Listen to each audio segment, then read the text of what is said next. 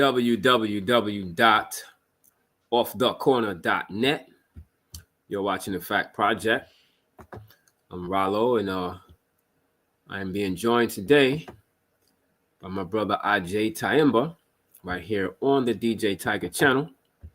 Peace and power, brother Agyei. Can you hear me? Yes, sir. Can you hear me? I can hear you well, brother. Yes. Today's Peace and black power. Peace and power, brother. Today's talk is titled 7 Things We Need to Do in the Age of Trump. I know you and I haven't spoken about this publicly as it relates to the outcome of the election. So I would like to just jump right into it. Are you surprised, first of all, by the outcome of the election? Oh, man, my brother Rollo, peace to you, brother, for having a consistently on-point broadcast. People may sleep on the impact, the magnitude of some of our smaller YouTube channels like yours and mine, but they're reaching. It's not about all the quantity, it's about the quality. Somebody listening to your shows and the shows of maybe Harlem Liberation School and other smaller channels is getting impacted, and they're going to get involved in this fight. So I just want to salute you for that. Having said that, I did a video, I think we may talk about it later, called 7 Behaviors or Tendencies That Prove We Need Political Education. And one of them was, the first one was, if you're surprised by white acts of inhumanity, you probably are lacking serious political education. Because at this point, as a black person, you should be surprised when they're not fucking with us. That should surprise you. You shouldn't be surprised when you hear that police are killing the guy, he's unarmed, his lady is there and his baby's there. That's to be expected and anticipated. You shouldn't be surprised to hear that this or that politician, athlete, business, TV show supports this racist, fascist prayer. You should expect that, because you got to think, how did we get here? So-called African Americans. We were brought here against our will for the purposes of being exploited for our labor. We were raped, beaten, tortured, lied to, purposely deprived of education. So you have to think that whoever could do that is capable of anything. So no, I was not surprised. In Okay. fact, both times I predicted Trump is going to win. Both times. So he's going to win. And when he wins, it's going to be trouble. But it's not like the trouble is going to be completely new. I just think it's going to be worse because he has, unlike other presidents, an activist class that's almost non-existent after the epidemic. He has a climate where he controls the Supreme Court, the Senate, the House of Representatives, and of course the executive branch. So he's positioned to do a whole hell of a lot of damage. Yeah, I feel like a lot of people don't really understand what you just said as it relates to the power that he has. I don't recall ever seeing any one single individual having this much power. He put 3 judges on the Supreme Court. Amy Coney Barrett is one of them. I think she was the last one. She's 52 now. And if she's going to be there for the next 30 years, that's the rest of our life. And so even if Donald Trump was not reelected this particular time, the damage done by his first administration is still going to be felt by our children and even our grandchildren. And so I think people don't really understand the importance of what you just said as it relates to the long-term damage that this is going to do. So, for example, Ronald Reagan in the 80s created some policies that, they call it trickle-down theory. The middle class today are really starting to feel the ripple effect and the impact of what Ronald Reagan did. And that was almost 40 years ago. And so Donald Trump is in a position to basically, do the same thing. Now he's going to come back, and he already put over 200 judges on the federal court, 3 judges on the Supreme Court, and he might get another Supreme Court justice in before it's all over. So this is no normal presidency. How do you respond to the people that really don't understand that? And they say, oh, well, God is still in charge and we've been through worse and God got it from here. How do you respond to those people? Well, let me first say that I am not one of these people that's so revolutionary that I don't acknowledge a supreme being that has breathed life into this universe and that set up laws that if we follow them, we'll be blessed. So let me just say that I believe in God. I may not call it what others call it. I may not believe it the way they do. So let me start there. Having said that, I also believe that God expects us to do work. Not just to think that because there's a supreme being that we can do nothing on our own behalf and it's going to intervene, because what? God gave us what? We got heads with brains in them, and that head with the brain is attached to a body with limbs, right? So imagine if you was just a head on a plate. You'd have great ideas, wouldn't you? But you couldn't do nothing, right? So the limbs gives the brain the ability to operationalize what it thinks about. And that's the way we have to look at it. That, to me, that's a cop-out. Because everybody who uses that, or God is going to take care of us thing, we can go back to, yeah, God's going to take care of you. But you know what? Your enemy prays to God too. That's right. Malcolm said, that's why when that white man got that rope around your neck, you pray to God and he prays to God, and you wonder why your God don't answer you. Right. What's he saying? If you don't got people ready to get that rope off your neck, right? That God is expecting, God has deputized us to be emissaries on this earth, right? So that's how I look at it, man. I don't go for that. In terms of people saying we've been through worse, they are correct, literally. I just gave that whole breakdown of snatching us from Africa and rape and pillage and plunder and slavery. The thing is, we weren't alive then, were we, Rollo? No. To us, that's history. That's ancestors. In my lived experience, the worst time I remember is under Ronald Reagan. Because I remember community centers I used to go pay $2 to and leave them dance, have fun, spit. We're going to get on the mic and spit and be in like MC battles and hear Dougie Fresh battling Eminem. and Slick Rick and all that were taken away because they couldn't fund them. The libraries closed earlier, the public library. So I remember that, and I remember a lot of violence. I remember crack was big under Ronald Reagan. I remember AIDS and the hysteria around that and how it affected our community. So for me, in my lived experience, that would be metaphorically kind of like the enslavement of our people that I experienced. But this generation, Generation Z, and we as well, are about to see a whole nother beast in our lived experience that we're going to write about, that we're going to be horrified by, some of us, and that some of us are going to resist. So, that's the way I look at that. Okay, got to be active agents of liberation, bro. Nobody gets passes. I don't care what you believe, what your God is. If you're atheist, if you believe, nobody gets a pass. We got to work. And that's why we got hands and arms and feet and legs. All of these things, right? Okay, so a lot hasn't been made of this in the mainstream media. There is talk now that the election could have possibly been rigged. Now, I'm sure that doesn't surprise you, but there is a corporation. It's based right here in New York. It's called Kalshi. I would recommend people go and look up Kalshi. Kalshi is a regulated exchange and prediction market where you can trade on the outcome of real world events, buy and sell event contracts. So ultimately, what Kalshi is doing is like a lot of these kind of, the websites where you can bet on sports, whether it be football, basketball, whatever, and you can bet and you'll win money.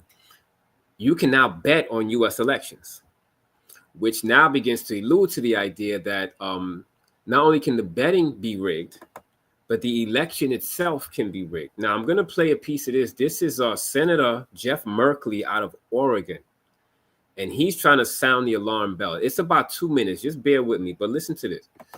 Madam President. Okay, wait, hold on. The senator from Oregon. I'm taking the floor tonight to ring the alarm bells for our democracy with grave concerns about the opening up of a casino for betting on our elections. Imagine this. Election day is approaching. Ultra-rich Americans, huge corporations bet billions of dollars on the outcome of which party controls the House of Representatives, or bet those same billions on who controls the U.S. Senate. But as the election approaches, it's 45 days out, it's 30 days out, and one or two races might make the difference on whether they win or lose that bet. They now have a huge incentive to spend another vast sum smearing the candidate they want to lose. They now have a vast incentive to spread disinformation to get the outcome that they have wagered millions of dollars on. Now, Brother Agyei, you see the impact that they can have, right? Trying to win a bet and trying to basically get money out of this. Just stay with me for a second. Or billions of dollars on.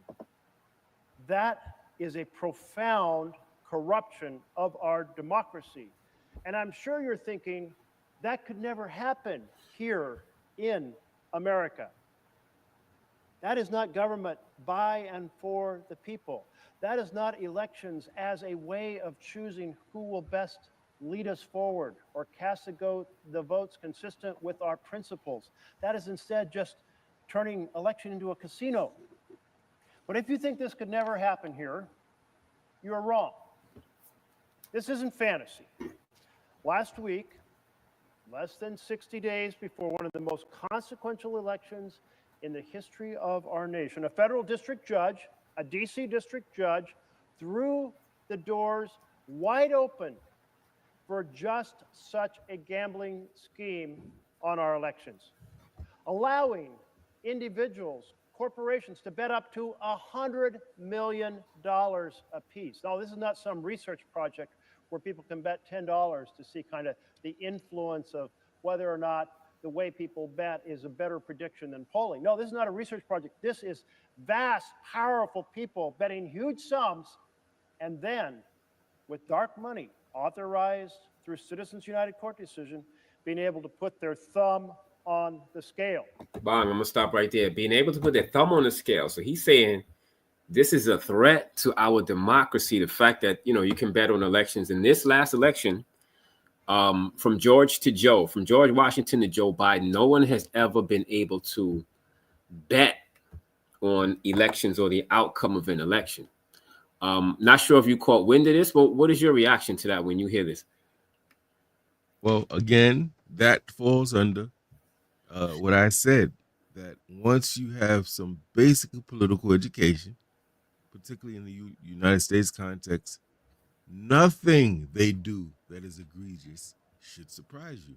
And then, because that means you know about their colonization, you know about the medical experiments they did on us, you know how they used to experiment on black women, the father of OBGYN in this country, without any pain medication because he thought they were animals that didn't feel pain. So, once you know that stuff, you say, well, shit, if they could do that, then betting on elections is nothing.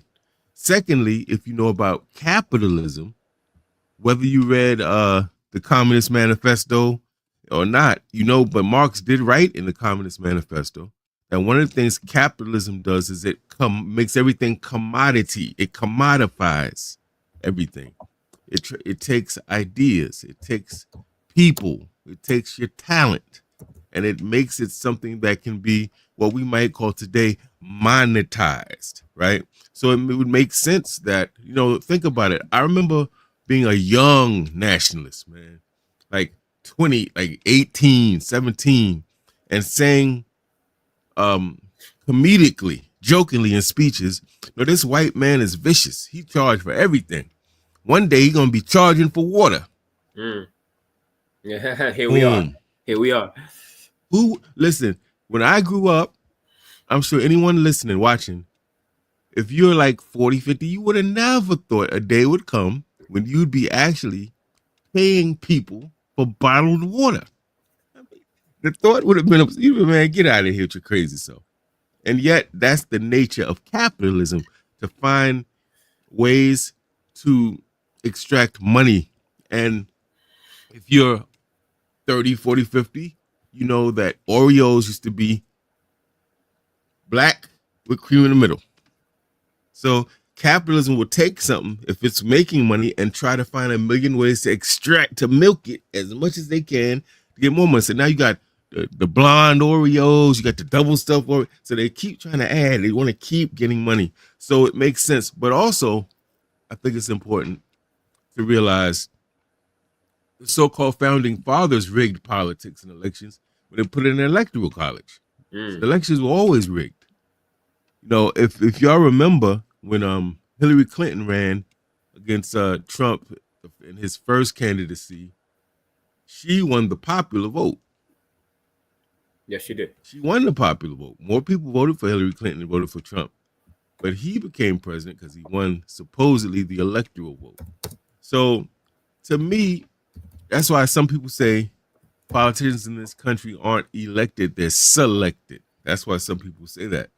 And they are that's plausible. That's very valid to say that and have that point of view when and that's why I said the political education is very key. When everybody else is hooting and hollering, going crazy, you're like, yeah, I'm surprised they didn't do worse. Yeah, that's what they do. But I want to, since we're on this topic, real quick, I want to say something that I think could help us. You might call this a mental or psychological technique or strategy that you don't get your drawers in a bunch when you hear about what the white man's doing. Because if you've been alive long enough, you'll hear all types of stories about what the white man did. Talk to your grandparents. They'll tell you some stuff, right? This is a technique to see life as a game.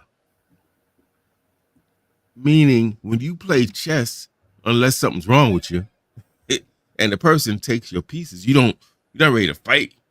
You don't get really upset because, in this particular realm of reality, their goal is to destroy your army, and your goal is to destroy their army or really capture their king. So, everything they're doing is either trying to take your pieces, sacrifice a piece and get you out of position to defend your king, or collapse on your or run up on your king, man. Everything they're doing is with those goals, is to win the game. And if you are know the game and you have the right idea, you're doing the same. And so it is with white people. And so it is with all types of different elements in the world and the communities. People are vying for power. People are vying for recognition and, in some cases, validation, money, land. So, yeah, the thing about looking at it as a game is that we have to be emotional enough to do something about it, right? That triggers you, man, I'm sick of this. We got to do something. But you got to be detached enough not to lose sleep every time they take your piece or every time they make a good move. You can't, because you ain't going to be able to have the psychological stamina to stay in this movement long term. If you're that, you're going to burn out. You think this is something? My father used to be like, you think this is something the white man going to keep showing you? He going to do more and more. He surprise you every time. So you can't get over this thing. You got to have that, that type of righteous anger, indignation. When you see this happening, you watching that news, you see what they're doing, you listen to reading this Project 2025, right? You seeing our people almost melt, having nervous breakdowns over it. That should make you something you say, you got to do something about it. But you got to be detached too, because if you're too emotionally attached, you're useless. You'll frazzle, you'll crumble. And the people who are the most dangerous ain't the firecrackers, family. It's the strategists. It's the people that's like, okay, look, the 100 groups of white people that wrote that Project 2025, the 100 different people from different groups. They did that going way back, and they had a playbook for Reagan in the 80s, and they were around before the 80s. But look, they've been working on that thing for decades. The brother, Charles Hamilton Houston, that is credited, as he should be, for coming up with the strategy to end legal segregation in public schools. He trained the likes of Thurgood Marshall and that whole team of black lawyers, but he had that idea 30 years prior. For 30 years, this genius man, trained lawyers specifically. He took the best and brightest, and he trained them specifically on understanding the law with respect to civil rights and Plessy versus Ferguson and how we could defeat it. That was a long-term strategy he had. You can't maintain that type of stamina if you're running like a sprinter. And what we're dealing with is certainly a marathon. Some of our best and brightest, unfortunately, were consumed by this struggle and were killed and imprisoned by it. So we have to always remember and be humble and say, well, shit, they could get Malcolm and King and Fred Hampton. I need to be, that's a humbling thing, right? If you haven't done more than them, then you need to be like, wow. So this isn't about individual effort. This isn't about, this is about collectively organizing and learning from the past and building and understanding it's not going to be over in 1 minute. Because look, for a minute, people say black people had a low run. During the affirmative action, post civil rights movement, had black power, had black women getting access to jobs, black men getting access to college education. So some people say we had a nice run after the civil rights, and then the conservatives didn't like that, the Republicans.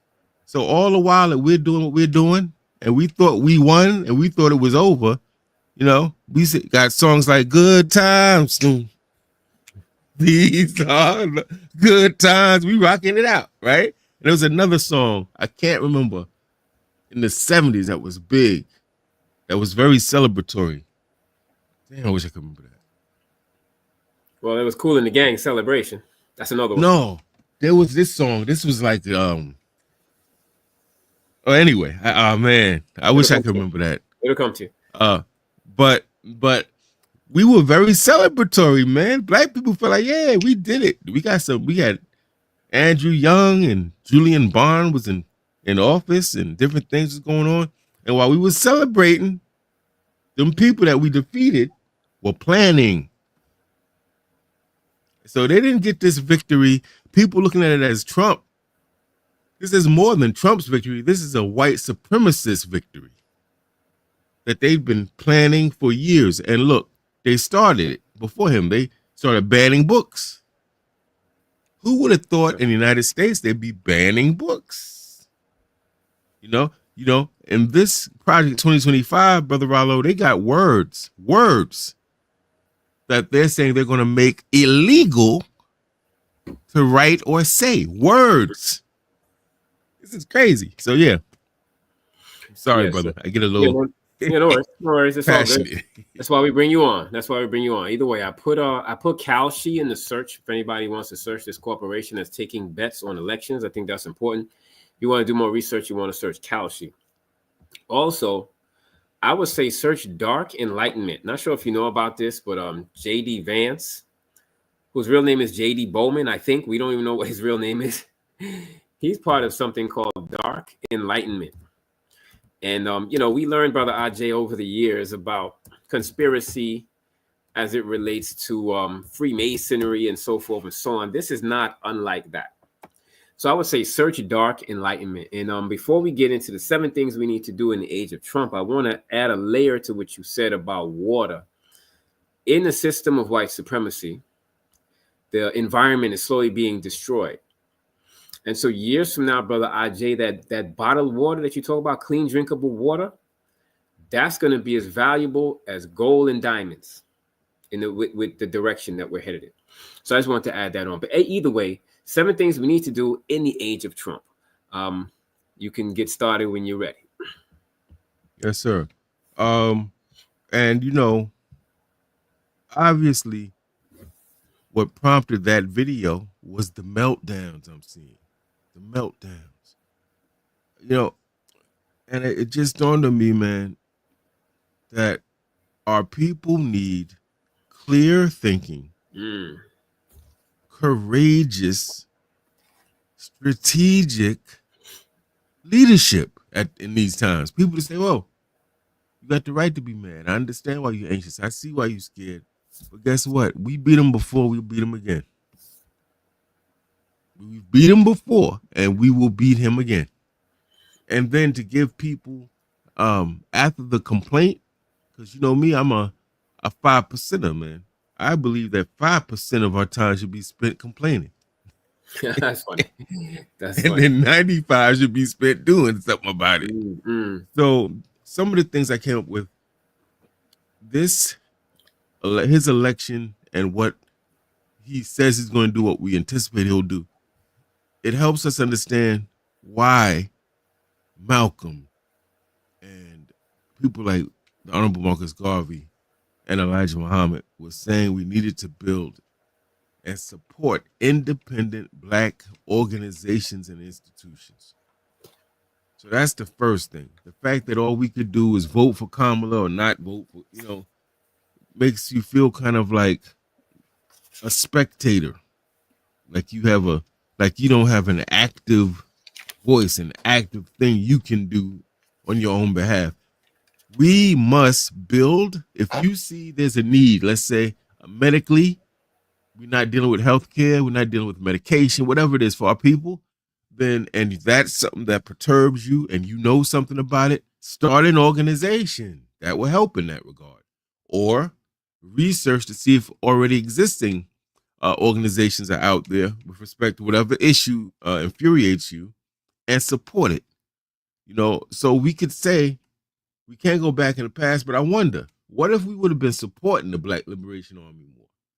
What if we would have been supporting the attorneys, the organizations of Black attorneys that are down and that represent political prisoners? What if we would have been supporting the Jericho movement, trying to get these political prisoners out of jail?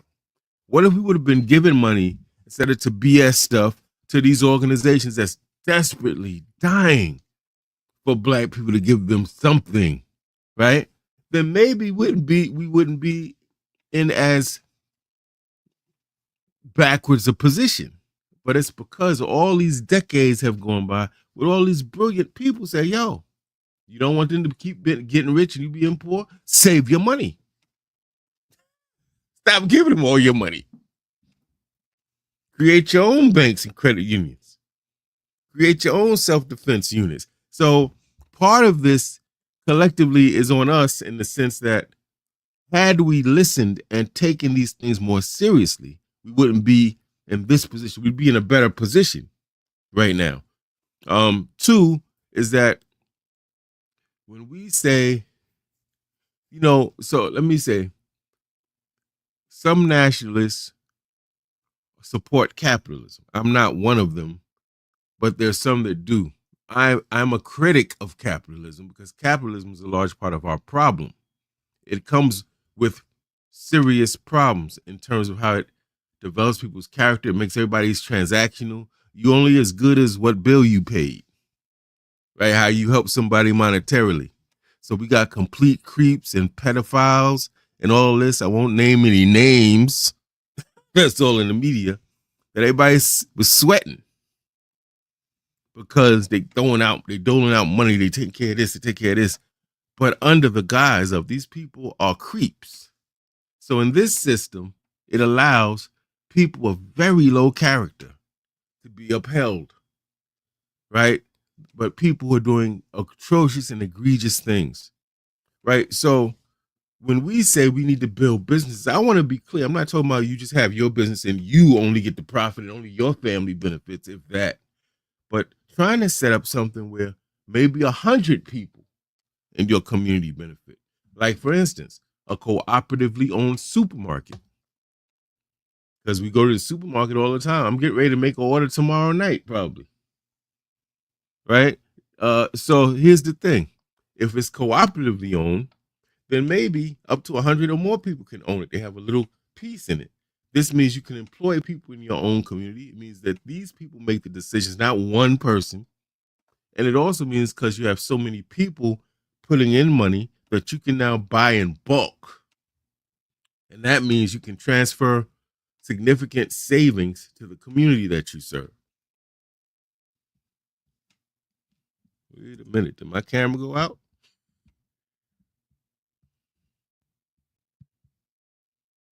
Can you hear me and see me? I could hear you froze for a minute. The audio was still going, but your camera froze. You're good though. Camera froze. Okay, good.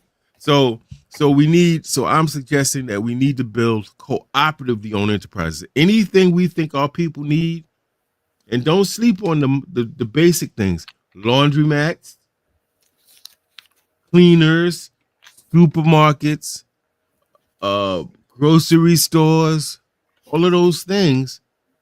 We need. Let's think about how we can get a bunch of people in the community to own them cooperatively and to run them cooperatively, and then to hire people from the community. These are all things that actually exist in our communities that we don't pay a lot of attention to, that we need to study and implement. Also, we need to resolve conflicts with our families and our communities. We need to organize in our communities. We need to begin teaching people. I know it's been rough for you almost since forever, but it's about to get a lot rougher.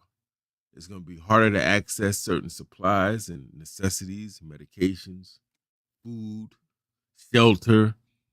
There'll be a lot of people probably displaced. So this is not the time to be arguing over, I don't believe there's a God, so I'm not going to come to your meeting because y'all be talking that. No. This ain't the time to be, I don't believe in socialism and no. At this point, that doesn't even matter. This is about survival. This is about having each other's back. And here's the way that God set it up. That's crazy. A lot of the people that you need don't agree with what you believe in. Did you ever think about that? I never thought about that. A lot of people that have the knowledge, the expertise, the material things, the experiences that you or I need, don't agree with us politically. So what do? We forget about all the black doctors who aren't nationalists? Or no, So this is the time we're going to have to really organize our families and communities to get them to see we're different and we can disagree, but disagreement don't mean that we can't work together. All disagreement means is you see things differently. You have a different perspective. That shouldn't get in the way of saying we need people to arm up. They coming. I don't give a damn if you believe in God or not. Arm up. How about that? I don't care if you socialist, communist, nationalist, arm up. And we'll work that out later.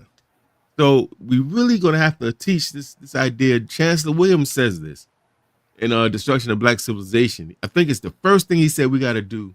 We gotta really hammer home this idea of Black unity, solidarity in real ways, and help people to see, as long as somebody is not a known agent of your enemy, somebody's not stealing from the organization, somebody's not being sexually inappropriate in terms of assault, things like that with people in the organization, don't allow disagreement to get in the way of working together. As long as they have good character and they care about Black people, yeah, we're going to have these different micro disagreements.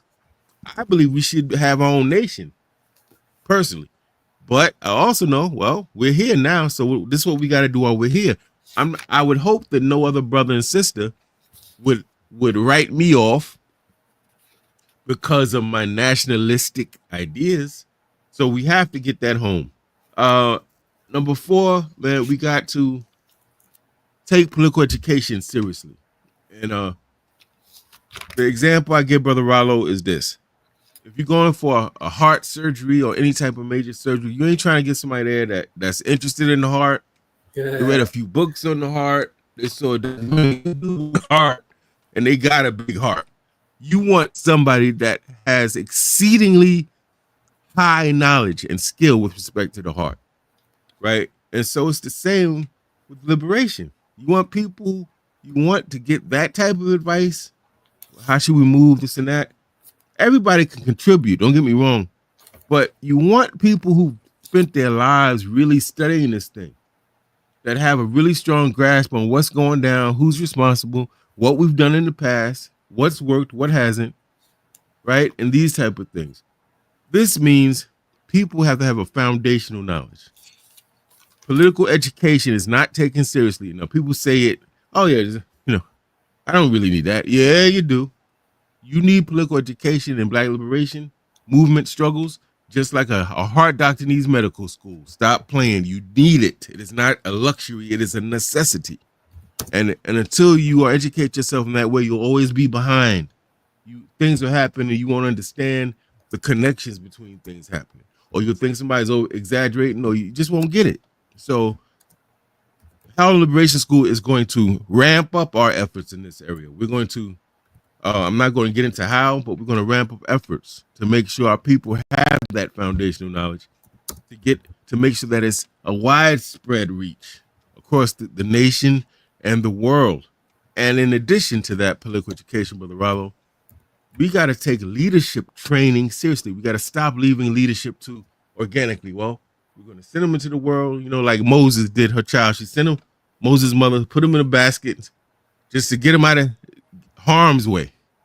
And it was like, I hope he does well. We got to put things in place to train our kids and our people on the best practices of leadership. How a leader thinks is different from how non-leaders think. Leaders don't let anything, I don't give a damn if they said a nuclear bomb is heading our way. What we going to do?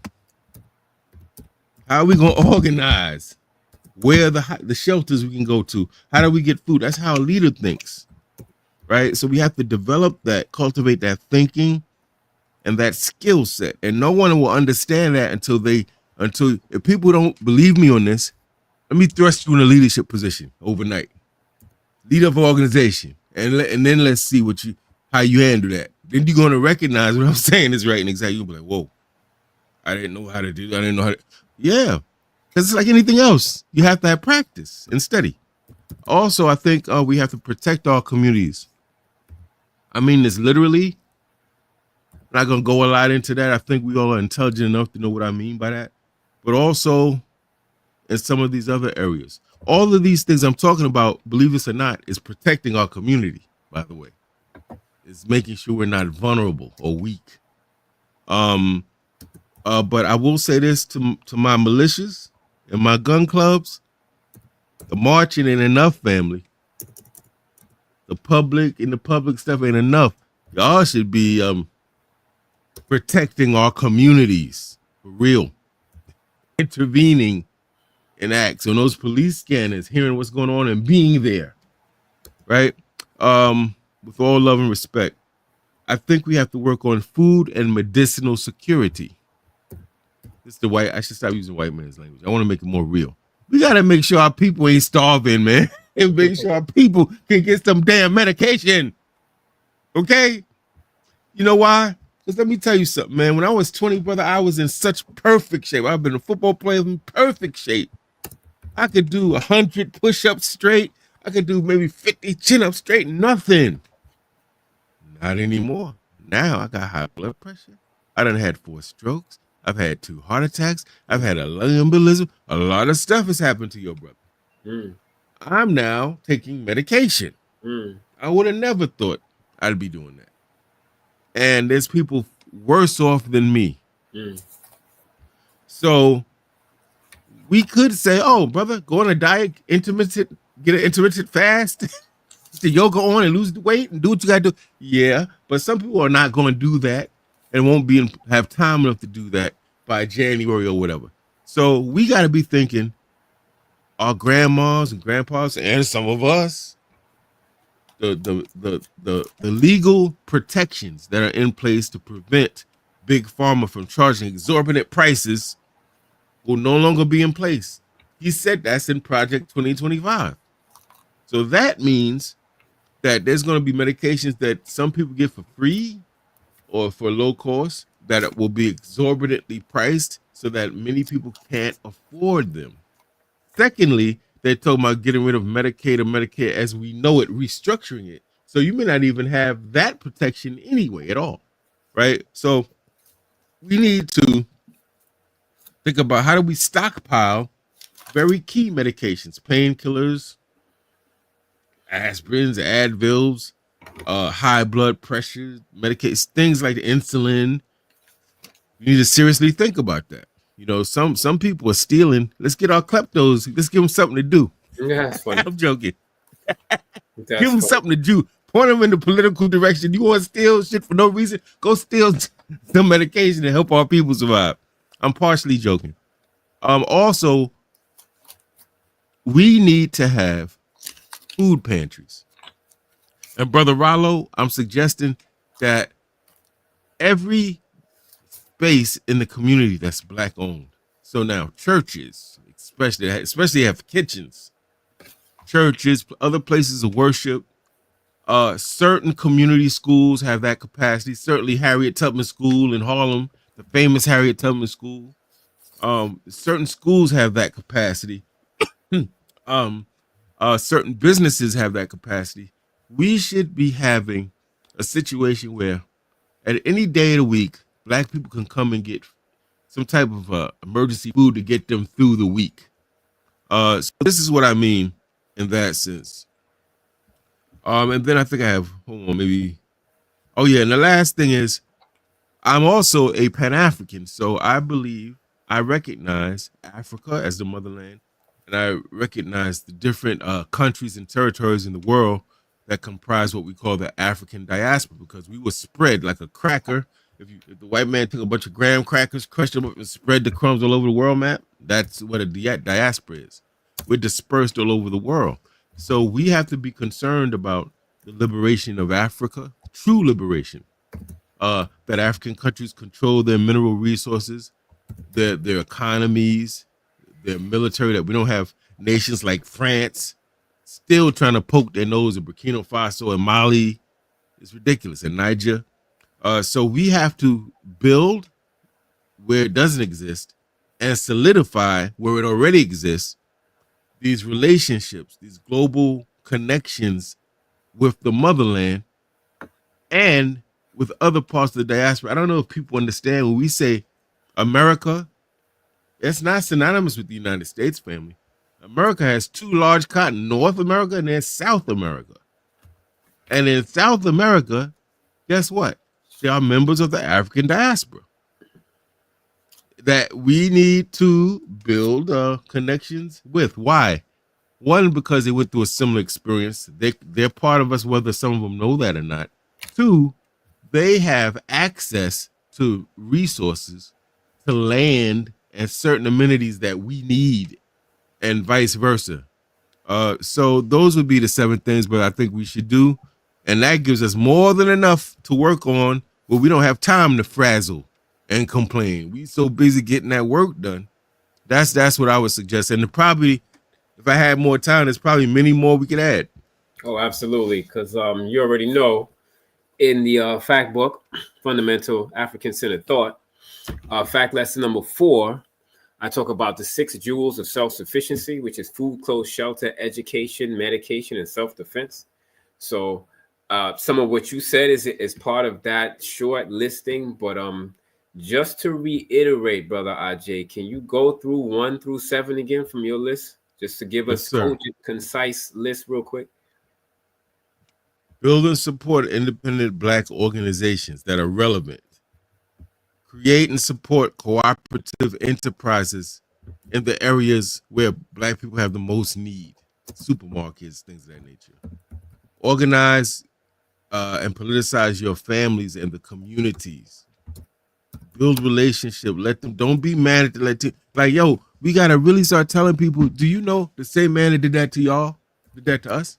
Like, have those real conversations.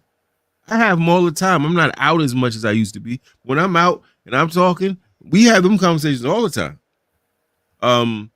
Our families, teach them what it means that they're Black or they're African or New African, what that means, and prepare them for the world they inhabit.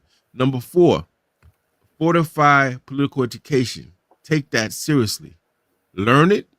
If you know it, keep learning. It doesn't stop. I'm still learning political education at 56 years old, and I started probably when I was 13, reading for myself in that area. So that doesn't stop, right? And also create structures that teach leadership training. Rites of passage programs should be the hot word of the day. I mean, all over in these cities where there's buildings we own and we got some land, we should be teaching. These are the things that make you a man in this society, a woman, whatever, and take them through it. And then test them at the end to make sure that they know how to build a little business, know how to use a computer, know how to speak in public, know how to listen to an argument and break it down and say, no, that's valid or that's invalid. And this is why. That's a logical fallacy, my brother. You can't do that. All of that stuff. Self-defense, all of that, it can be taught in those programs. 5, protect our communities. I mean this in this case, literally. All these other things are other ways of protecting. But number 5 is self-defense, to be quite frank.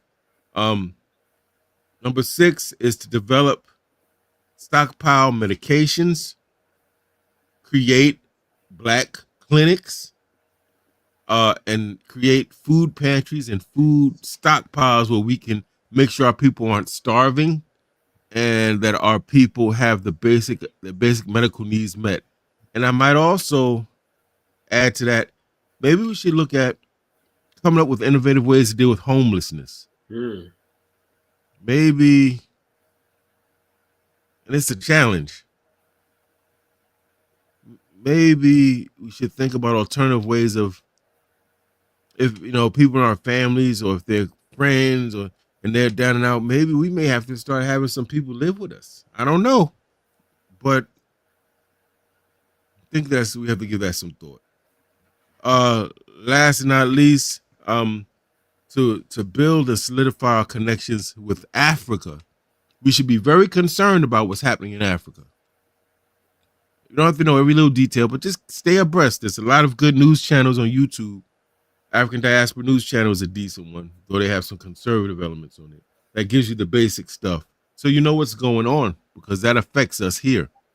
And you know what? We should be doing trade with the motherland and with the Caribbean and all these places. Yeah, man, it's a lot that we can help each other mutually. This isn't a black people go to Africa and exploit them, and you get rich. And no, this is a mutually beneficial type of thing I'm talking about. So that those are the 7. Okay, now, brother Agyei, Sister Brenda, you may know her. She said we need to identify our best and brightest medical personnel and create our own medical institutions. I agree with that. She goes on to say we need to pool our money and buy land everywhere and build the schools and everything that we need. Now, in your list of 7, how important is the independent Black-owned African-centered school? Well, in my list of 7, first of all, Queen Brenda, and I do know her somewhat. Okay. She's actually right next to me. Okay. But that's number 1. It's the first thing. It says, as any good nationalist would say, we got to have our own institutions.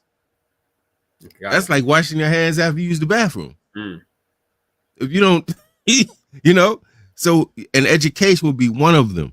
Now, I'm biased because I'm a teacher. But yeah, education is one of them. Sister Brenda brings up medical because we were talking about medical in some of that list, right? One of the things that we both understand and can relate to is being in the hospital and the treatment you get.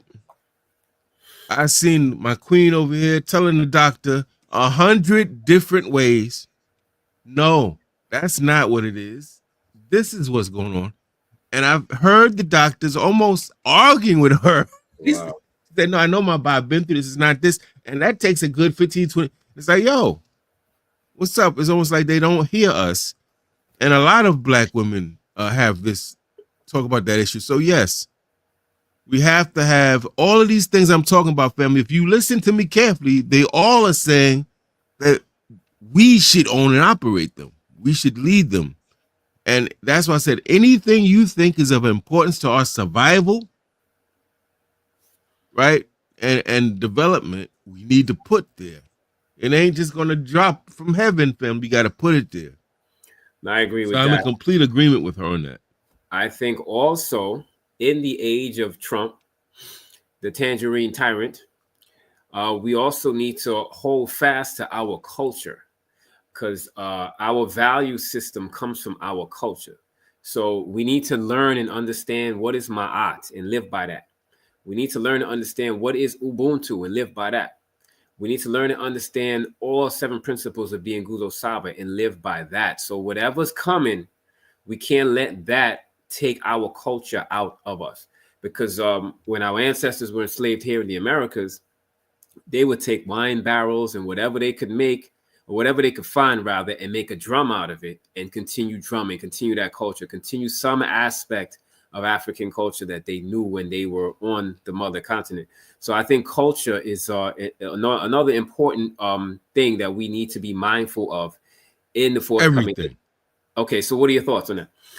Man, back in the 60s, the revolutionary nationalists had beef with the cultural nationalists, and they all y'all doing is wearing dashikis. And I don't think they really understood.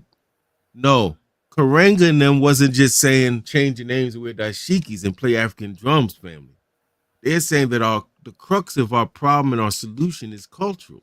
That we've accepted the propaganda against our people, that we ugly, have nothing, can do nothing, are nothing. We've accepted it, internalized it. We think we're ugly. We think we're stupid. We can't do nothing, like the 4 characters in the Wizard of Oz, right? And our solution is also baked into that. That if we want to be free, we're going to have to create our own heroes and sheroes. We're going to have to redefine what is beautiful. We're going to have to redefine what makes a man a good man, besides the length and girth of his this, and besides the roundness of her that. What really makes a man and a woman a woman? We have to redefine all of those things, because a lot of it we heard it from guess who? So yes, the culture is not some of it. It's everything, because your culture dictates your politics, your cosmology, or how you look at spirituality. It dictates how you interact with your environment. It dictates how you raise your kids. I argue that one of the reasons that we're far behind the 8 ball, and it seems sometimes like, man, we're gonna be 800 years before we get free, is because of our culture has not adapted to the point where we resisting all of these things, right? So like, I'm not gonna that's a whole nother show. But yeah, the culture is everything in my opinion. It connects to all of those things: your views, values, priorities. What you're gonna kill for, what you're gonna sacrifice for, is all part of your culture. So if you got a group of people that's gonna kill for boots, shoes, laptops, dashikis, we in trouble. And you ain't gonna kill for the people touching up on your little girls and boys, and people miseducating your people, and people giving you hell, you in emergency, and they argue with you in emergency, trying to tell you. Then we in trouble. It means our values and our priorities are skewed. It means that we're ready to die for the wrong things. Yes, sir, DJ. I'm looking at DJ Tiger. Yeah, man. So we do have, so culture, brother, to me, I'm a black nationalist. I respect culture nationalists, revolutionary nationalists, all of that is right and exact. But yes, the culture got to be properly aligned, man. Absolutely. I got to recognize my brother, Kwabanar Rasuli. He's in the chat. Yeah. Shout out to the Clear the Airways Project. And on that note, shout out to CMOTAP, the Committee to Eliminate Media Offensive to African People, as well as brother James McIntosh. Brother Agyei, we're almost out of time. You mentioned Project 2025, and I believe that's something we should know. But we should also know Amos Wilson's Blueprint for Black Power. Since we're studying something, I recommend we study that. What are your thoughts? You agree on that? Well, my brother, Dr. Amos Wilson, I always say is one of the most brilliant leaders or thinkers in my particular generation, in my lived experience. Malcolm is one of them, but I was dead. I was born 3 years after he was killed. And so John Henrik Clarke and Dr. Ben, Amos Wilson, yes. What makes Amos Wilson stand apart is that he not only gave very strong theory and analysis, he not only predicted things. He told us in 1990, 91, don't just think the white man is your enemy. Anybody who's moving against you is your enemy. He said there might be a time where Asians,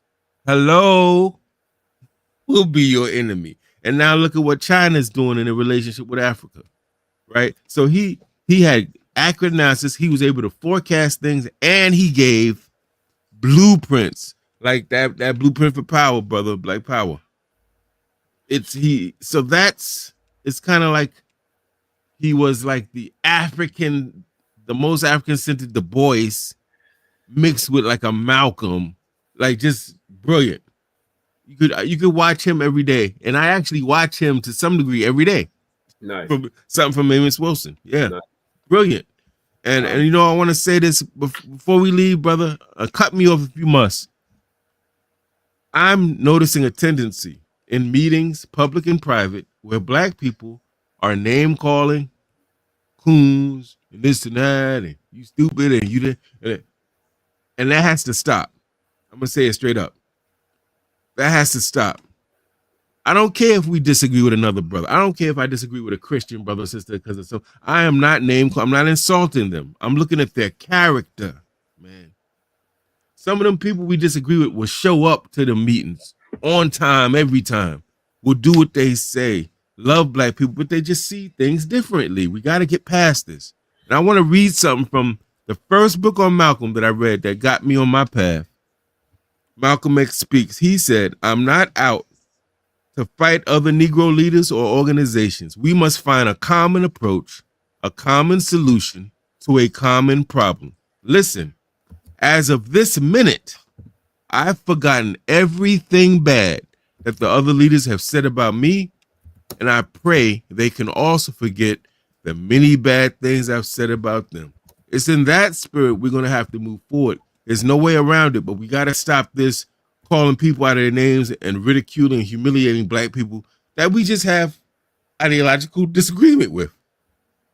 The only person that I don't count in that number are the Black people who we know work with the enemy to sabotage our movements. We cannot tolerate agents and traitors. Mm-hmm. But Other than that, there's room for nationalists to work with some black socialists on certain things and not be fighting over word games and ideas. We got to get around that. We got to be in the spirit of Malcolm. People praise Malcolm for a lot of things, but they don't praise him for his humility and his ability to say, I'm growing up, I'm maturing, and I'm seeing this problem necessitates us to work together. We have to find ways to work around our disagreements. Oh, indeed. Now, just to add a layer to something you said, you talked about how the Chinese are in Africa. They're also in the Caribbean regulating on black people there. And so Yes, I think once we eliminate systemic white supremacy, we will then have to take on and deal with Asian supremacy. The great Dr. John Henrik Clarke once said, Pan-Africanism or perish. You agree with that? Yes or no? Oh, yes, sir. Absolutely. Okay. John Henrik Clarke was the truth and the light as it relates to this. Yeah. Absolutely. We got to work. And see, that's another way of saying we got to work together because there's differences in ideology and experience from so-called African Americans and continental Africans and diasporan Africans. Are we going to let land, label, or language get in our way, or are we going to work around that and be free? Yes. That's the critical question we got to answer. Yes. All right, Brother Agyei, the hour's up. I want to thank you as usual for coming on and being that voice of reason, brother. We appreciate you. I do want to go out on a song, though. Sam Sun and DJ Tiger, they did a joint about the Netflix, the campaign that we have launched against Netflix. Not sure if you caught wind of this, but really dope song. This is movement music. I think this is kind of music we should be playing and listening to. And so I'm gonna go out on that. I'm gonna thank you again for joining us, brother. Definitely look forward to having you again the next time. And we definitely encourage you to stay safe and stay Pan-African, brother. You know it. All right, let me know what you think of the song. We'll get after we get off. You check it out, but let me know what you think of the joint. Jimmy Walker came to them and he presented a cartoon about 5 years before this. When the trailer came out, we saw it and everybody was like, no. Netflix, yeah, you ought to be ashamed. Renata Shepherd, yeah, you ought to be ashamed. Shame. When the original aired, not many look like me on the screen. Black faces far few in between. A black family where the father was rare. Matter of fact, this was the first time Hollywood dared to have a head of the household married with 3 kids. A cinematic accomplishment apart from where they would live. There was Jane, Florida, JJ, Thelma, and Mike. JJ got real popular saying Dynamite! In a heartwarming, hilarious sitcom with a father doing his best and a mother trying to clean up the mess. The oldest son was a struggling artist battling many hardships in the midst of making us laugh. Not an easy task. The only sister saw education at value. The younger brother was a militant little pharaoh. How can you do a reboot for this? If it ain't right, everybody gonna be pissed. Not bad, meaning bad, but bad, meaning good. Not bad, meaning bad, but bad, meaning good. Not bad, meaning bad. Not bad, meaning bad. Not bad, meaning bad, but bad, meaning good. There are 2 roads out of the ghetto. So far, we have managed to stay on the right road. Word. New cast members are bats and roaches, baby selling crack. Executives hoping that we didn't notice. Yep. Belligerent, bogus, totally unacceptable. Pardon even individual arts less than exceptional. Left the projects 50 years ago. 50 years later, they back in the same building that ain't there no more. Was in Florida moving next to Walona, and Delma's husband got a new contract. Show me where they at. Who wanna see this taking 20 step back mentality? In the projects crammed with food stamps and agony. They got an ulterior motive to paint our people as hopeless. The only brothers they wanna see get supported is Jonas. We're tired of the aroma you can smell in the slum. For it to be continued to what was originally done. Not bad, meaning bad, but bad, meaning good. Not bad, meaning bad, but bad, meaning good. Not bad, meaning bad. Not bad, meaning bad,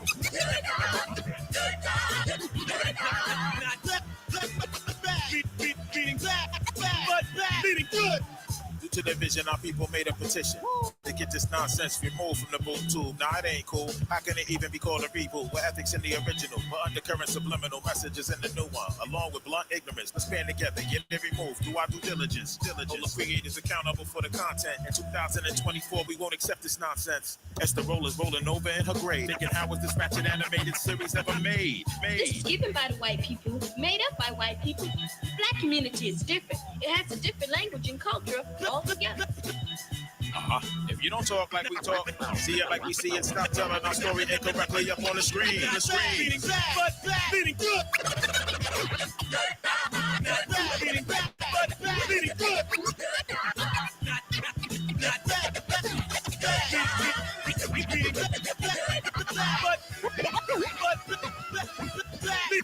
Beating good.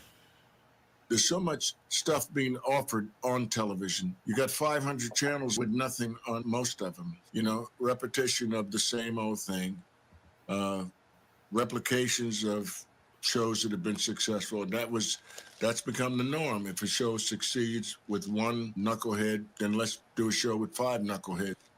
It doesn't work. That's that. All right, brother Agyei, peace.